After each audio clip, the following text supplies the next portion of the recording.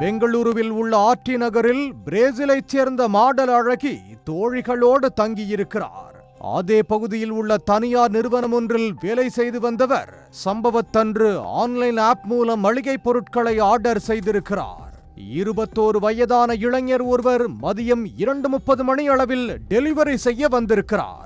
வீட்டில் மாடல் அழகி தனியாக இருப்பதை உணர்ந்த டெலிவரி பாய் அவரை தகாத முறையில் தொட்டு பாலியல் அத்துமீறலில் ஈடுபட்டிருக்கிறார்.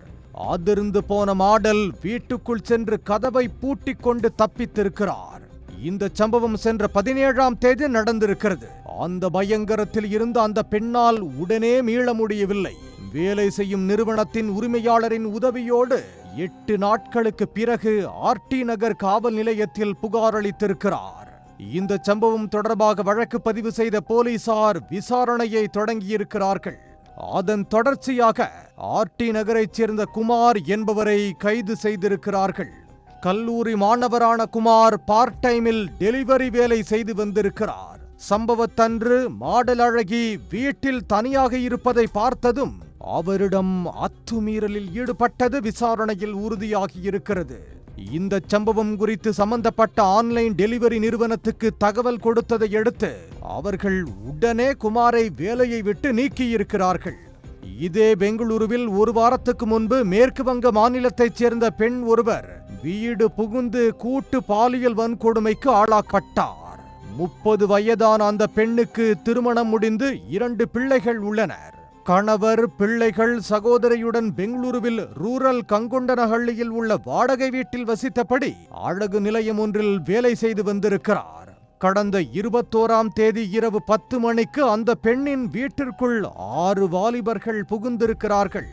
தங்களை போலீஸ் இன்ஃபார்மர் என்று கூறிய அவர்கள் உங்கள் வீட்டில் கஞ்சா விற்பனை செய்யப்படுவதாகவும் விபச்சாரம் நடப்பதாகவும் எங்களுக்கு தகவல் வந்துள்ளது என கூறியிருக்கிறார்கள். இதற்கு அந்த பெண் மறுப்பு தெரிவிக்கவே அந்த 6 பேரும் சேர்ந்து வீட்டுக்குள் இருந்த மற்றவர்களை தாக்கி அறைக்குள் தள்ளி கதவை பூட்டியிருக்கிறார்கள்.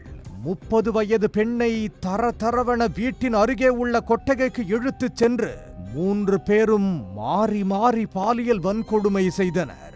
பிறகு வீட்டில் இருந்த 25,000 ரூபாய், 2 மொபைல் போன்களை பறித்து கொண்டு தப்பியிருக்கிறார்கள். இந்த சம்பவம் தொடர்பாக கொடுக்கப்பட்ட புகாரின் பேரில் போலீசார் அதே பகுதியைச் சேர்ந்த 6 பேரை கைது செய்திருக்கிறார்கள். தனிமையிலும் ஊருக்கு வெளியேயும் வசிப்பவர்கள் பாதுகாப்பாக இருக்க வேண்டும் என்றும், பாலியல் தொல்லைக்கு ஆளானால் உடனே காவல் நிலையத்தில் புகார் அளிக்க வேண்டும் என்றும் காவல்துறை சார்பில் பொதுமக்களுக்கு அறிவுறுத்தப்பட்டுள்ளது.